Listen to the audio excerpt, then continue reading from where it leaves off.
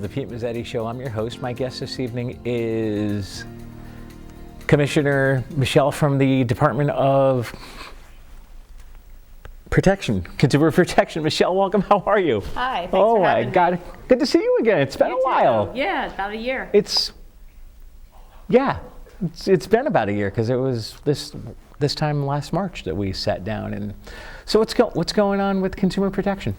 Well, you know, we're kind of doing, in many ways, a lot of the same things. Unfortunately, there continue to be people out there who want to try to scam consumers and trick them out of money, and so that always remains an issue.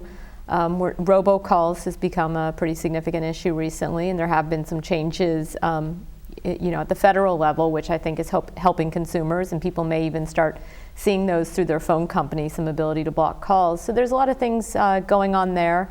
We're continuing to work through our medical marijuana program. We're working a lot with a lot of sister agencies and law enforcement on opioid, kind of trying to deal with the problem of that epidemic. So we've got a lot going on there.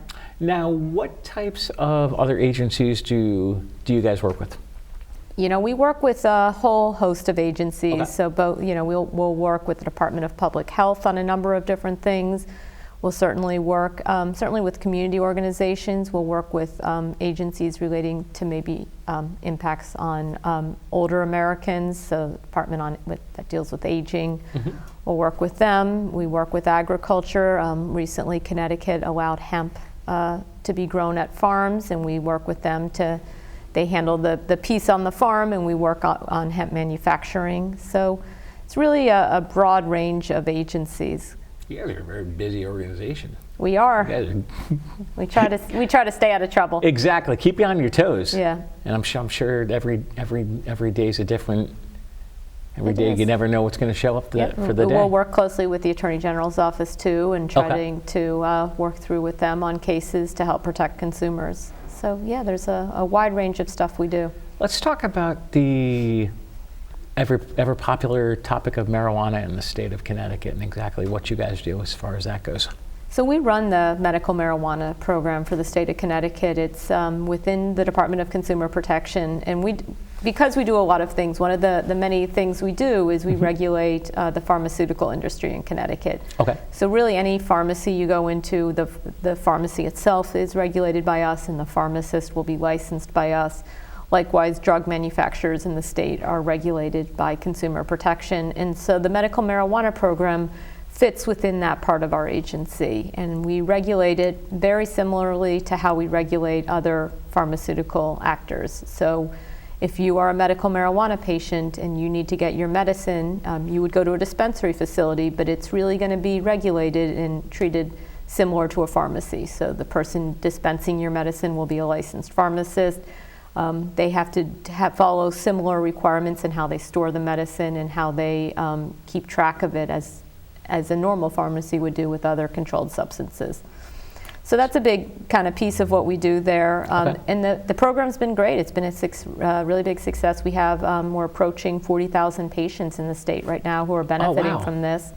Over 1,000 doctors or APRNs are now kind of certifying their patients so that they can be part of the program. So it's been a big success, helping a lot of people in Connecticut. It was probably a little around last year at this time, we doubled the number of dispensaries who are licensed in the state. And so that makes, there's some more competition, more businesses out there for patients to go to.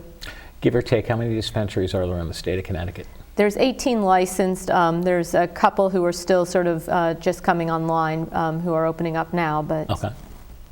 Obviously, the license. What's the difference between the licensed dispensaries and the ones that are just coming on? Well, they all obviously they have to wait for their license. Well, they all have licenses. We give them. You get your license and then you can open. But there's a lot that goes into opening a business. There's a lot of local approvals that need to happen. Yep. And our drug inspectors, so just before a pharmacy opens, a drug control agent would make sure it's set up appropriately. We similarly, before a dispensary opens, we've had one of our drug control agents who's in there and making sure that the product's being stored appropriately, that they're set up in a way that's appropriate to work with patients and dispense controlled substances. Exactly. And so those inspections have to happen as well. And how often do they happen? Not only when they're getting ready to open? Do they happen randomly throughout the year? Yeah, so on an ad hoc basis after that, or certainly if we are aware of a problem, we would go in. But certainly before they open, and then it's more of a periodic process. Now, you guys also deal with lemon laws. We do. So for people who don't know, Lemon Law, this is a program to protect people who've bought a new car for the most part, or a motorcycle, just so people know it is available for people who buy a motorcycle. Okay. And when you think about the investments people make in their lives, sort of after your house, probably one of your largest purchases is your car. And yes. What's really frustrating for consumers and a significant problem is if you buy a new car and then it's almost immediately not working the way it should. So what the Lemon Law, the way it's set up, is if within the first 2 years or 24,000 miles, you're having these repeated problems. So you have whatever your problem is, you're taking it to get repaired, it's not working, you take it again, and you've made a reasonable number of repair attempts. They can't fix it, they can't get it working. You can come to us, and we have a whole online system. Mm-hmm. You can apply, and we would set up a arbitration, and we would have a hearing, and you would come in, explain the problem, demonstrate, here, I keep trying to get it fixed, and they can't do it, and the manufacturer has a chance to come in, explain their side of the story, and then we would render a decision. But it's been great. We had probably just over 50 consumers who benefited from that program about 5 years ago, and we're close to doubling that number. We've really been promoting it. It's a good way to help consumers get money, several $1 million, make their way back to consumers based on having bought cars that are lemons. Exactly. Yeah. And from what I hear and from doing research for tonight, you guys also deal with scams. We do. So that's, I think, probably the first thing people think about when they think consumer protection. Right. They're thinking, the do not call list or the scam or, the IRS scam, whatever it is. Mm-hmm. And so that's certainly an important piece. And we particularly appreciate being able to come on shows like yours and others and warn people, because really the best way to be protected from a scam is not to have given your money or your information out over the phone and then come to us after the fact to complain. The best thing is to recognize the signs of a scam and to then avoid falling for one to begin with. So we really like to take the opportunity to remind people, if somebody reaches out to you out of the blue, it may be a phone call, it could be an email. We have instances where somebody just goes door to door and tries to sell things. So we always encourage people, feel empowered to do your homework before you give somebody money, before you give them your personal information. Right. Make sure you know who you're dealing with. So if somebody calls you up and claims they're from, a utility scam is a popular one. Oh yeah. And you're overdue on your electric bill. We're going to be shutting off your power if you don't pay us. No. Hang up. Find especially if you think you've been paying your bills. But no matter what, go find your bill. Call the company and be sure you're calling the company so you know you're talking to the right person. Don't call the number back that they give you, because if it's a scammer, they're of course giving you somebody who's part of their organization. Exactly. So so you call your utility and find out, am I actually behind on my bills, and then figure out the best way to pay. Exactly. Utilities aren't going to threaten you in that way. They're not going to force you to pay with a prepaid card. Those types of things are big red flags that this is a scam. What are some other scams we can talk about? There's really a number of them. So certainly utility scams, romance scams, and it seems far off, but as we approach Valentine's Day, you may even start seeing more of that. But those are actually ones that have become increasingly problematic. And the way those work is there's all these online dating sites or other avenues where people go to meet other people. Right. And unfortunately, you have some people who get onto those sites and then will toy with the emotions of the person they meet with. So it's hard when you don't know, is this a real person or not? So, but things to look out for is if you can never kind of arrange a time to meet or talk to the person, or if the person all of a sudden starts needing money from you. Right. So often what happens is, they'll create this relationship and this friendship, and there'll be a lot of back and forth. And often they're in a different state or maybe a different country, and they'll say, I really want to visit you, but all of a sudden now they need you to pay for their plane ticket. Yeah, right. Or, I'm all set to come, but I just had this significant health problem and my insurance is acting up. Could you lend me some money? I need to pay my doctor bills. Yeah, no. And the way these work is, over time, you're going to be asked to pay for more and more expenses. And so really be cautious about that. And just like everything else, try to figure out who is the real person I am dealing with on the other end of the computer or exactly. the phone. And what are some other topics we want to talk about tonight? There's any number. One thing that we always like to talk about, and it's a big program we have to help protect people out there, is we have drop boxes throughout the state of Connecticut. And so what these are is, and we encourage people really at every time of year, but certainly periodically clean out your medicine cabinet. And with the opioid epidemic, which everyone I'm sure is aware of, it's one of the really common areas where people get these products is from medicine cabinets of other people. So you may have gotten a prescription legitimately, you had some minor surgery, and you got a 2-week prescription for painkillers. Turns out after 3 or 4 days, you're actually okay, and you don't want to get addicted, so you don't take the rest of your pills. Right. But if you leave them sitting in your medicine cabinet, now that becomes possibly an opportunity for someone you may not even realize has a problem. It could be a friend or relative who's visiting your house, and that may be a way for them to now get these drugs. So we encourage people, there's drop boxes, and we partner with local police. So really throughout the state, there's about 100 of them. You can go there 24/7 and deposit your unneeded medication and just get those out. We had over 40,000 pounds of unneeded medication disposed of last year. So it's been a really great way to get these things out of people's homes and disposed of safely and appropriately. Would you mind sticking around for another segment? I'm sorry, what? Would you mind sticking around for another segment? My pleasure. Excellent. We'll be right back. All right. Valley Shore Community Television is constantly adapting to the demands of our viewers. Busy schedules are making it hard for viewers to watch shows when they air. Television has changed dramatically. We don't have to be appointment viewers or listeners anymore. No. We can do this in real time. VSC TV has made it easy to watch all our locally produced content online and when you want it. Visit vsctv.com and click on the Watch Online tab to watch live, or visit our local show playlist to easily navigate your favorite shows anywhere, anytime, and on any device.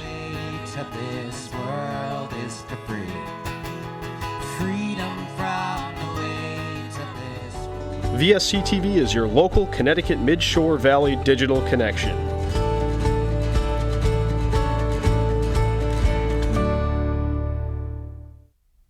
And welcome back to this week's edition of the Pete Mezzetti Show, sitting here with Commissioner Michelle Seagull. Commissioner, welcome back. Hi. Hi. So let's talk about scams after winter storms.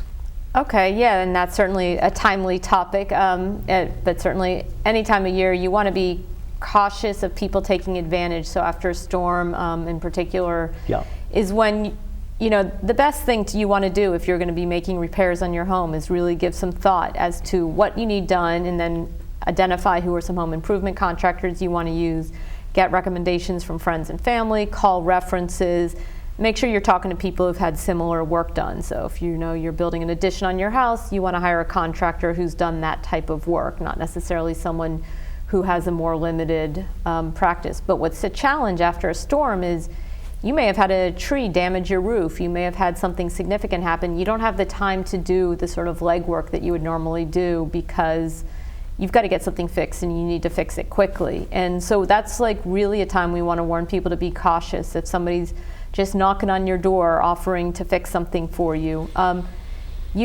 it still may be an urgent situation. You may need to act more quickly, but you still need to do your homework. So if call around, get some references, check with Consumer Protection, make sure the contractor you're using is registered. So you can still do those basic things, run a search through Google, sort of see if what kind of complaints, whether at Better Business Bureau or check Angie's List. There's a number of places you can go.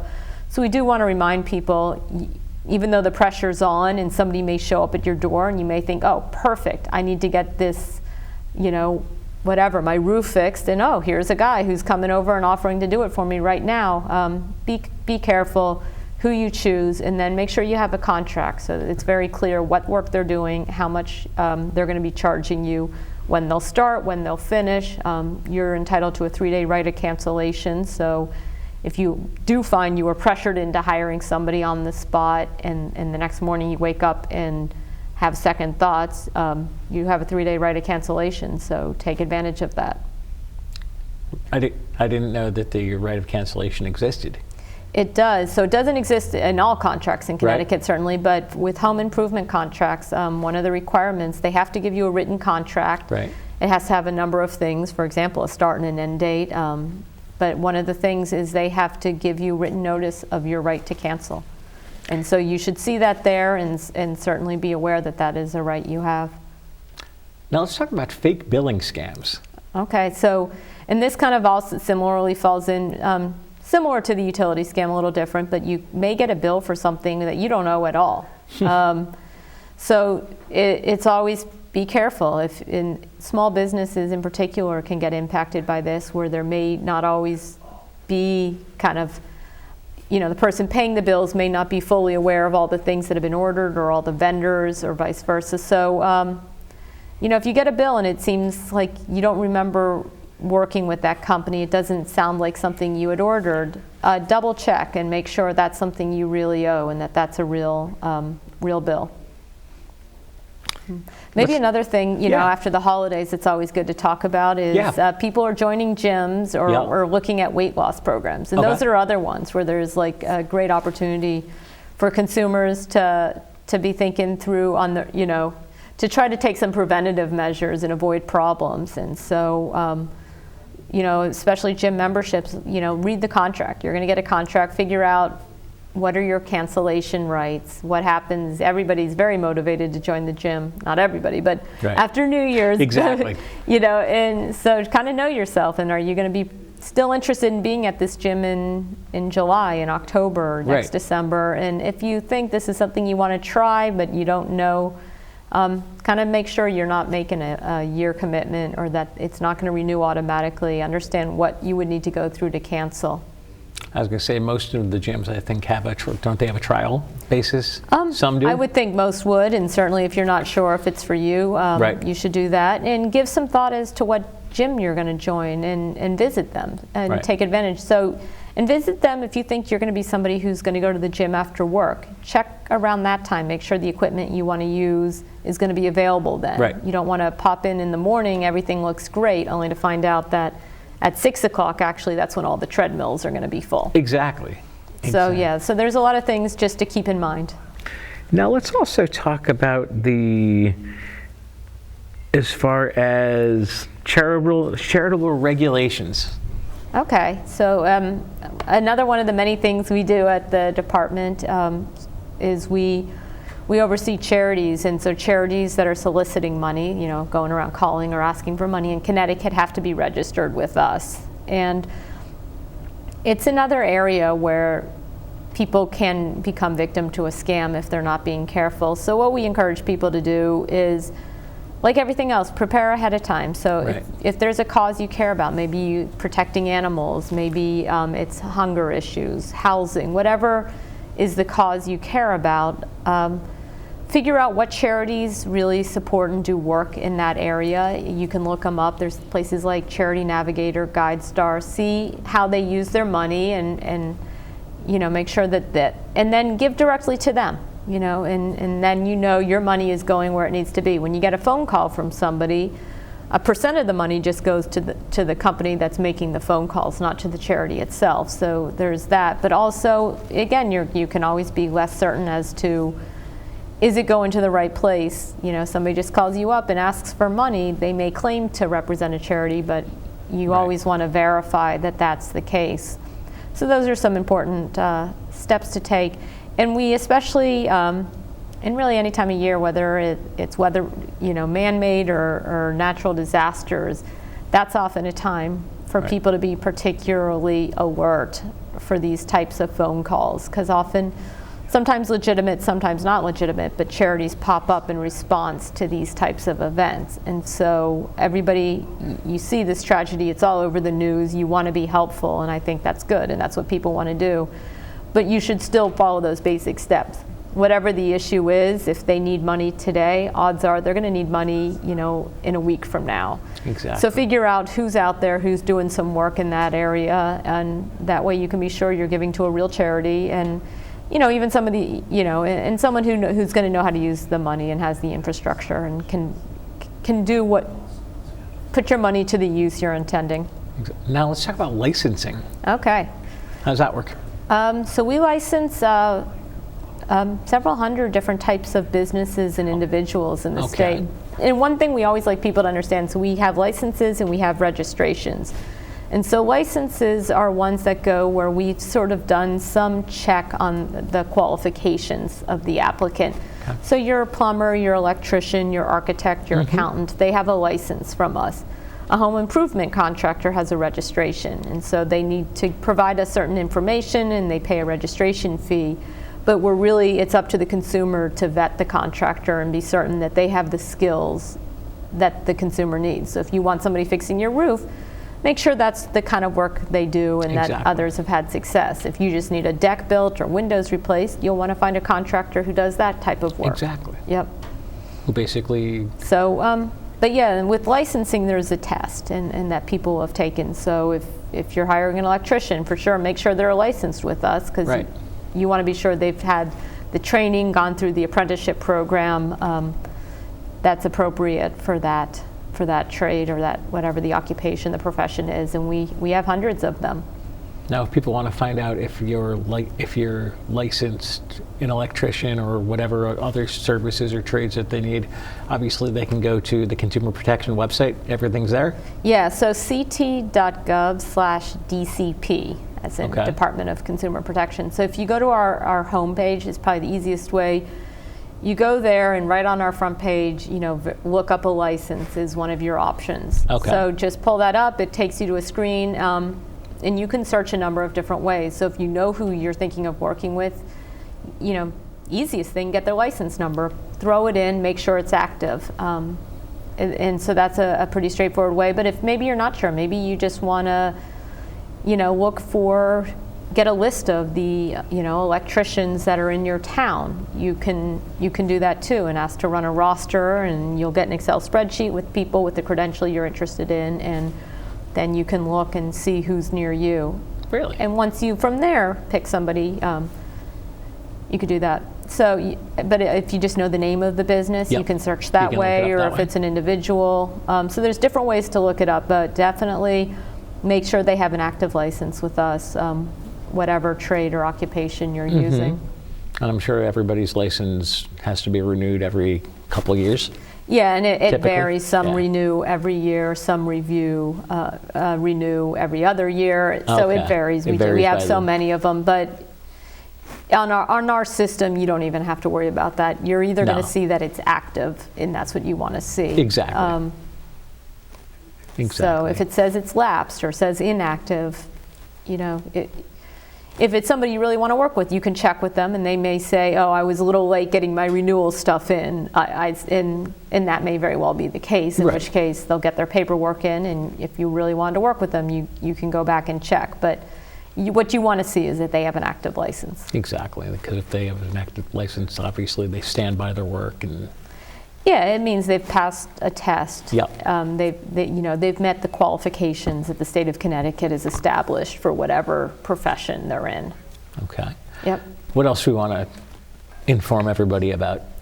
We've covered a lot of stuff here. Yeah. So let's see. We can talk about. Well, I'll talk a little bit about the robocalls. That's been, I think, an issue, and that we hear a lot about. And so some good news on that end.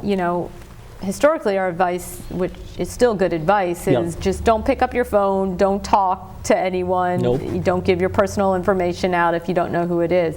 But what's really great is, historically the role of the telephone company was to connect a phone call, and they needed to get you connected from, if somebody was making a call, their job was to complete it. Right. And the FCC recently, in changes at the federal level, in response to all these robocalls, have really said, okay, you know what, phone companies, you can start doing some analytics, doing some work, and start blocking these phone calls and giving some tools to consumers to block calls that are unwanted. And there's flexibility, so phone companies are handling it differently. So depending on the carrier you use, you may have already gotten, I was talking to someone recently who said their carrier actually sent them, I don't know if it's an email or a text, but something sort of saying, hey, this is now available to you, and let them know, but not everybody's going to have that with their plan. Right. But you can either block specific numbers. The phone company itself may start, if their analytics suggest if a call is a fraud, they may start blocking it on its own, or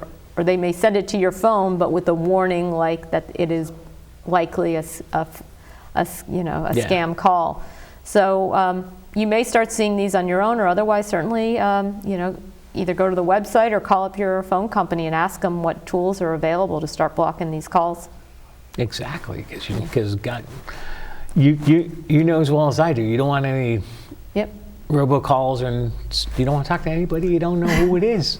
Yeah, so aside from being annoying, right. It becomes a problem. There are people, unfortunately, who they're very convincing on the other end of the phone, and that's their job. So when you pick it up, one, you're confirming that your phone number is now being answered by a person, so you may get even more calls. But also, it just gives that opportunity for the person on the other end to now try to get some personal information from you, try to get some money from you, try to do that. So the more you can just block it off and not engage at all, the better. And so certainly look for ways to start doing that. Cool. Michelle Seagull from Consumer Protection, thanks for coming around. We'll see you again soon. Sounds good. You got it. Thank you. On behalf of Michelle, I'm Pete Mezzetti. Thanks, good night, and we'll see you next time.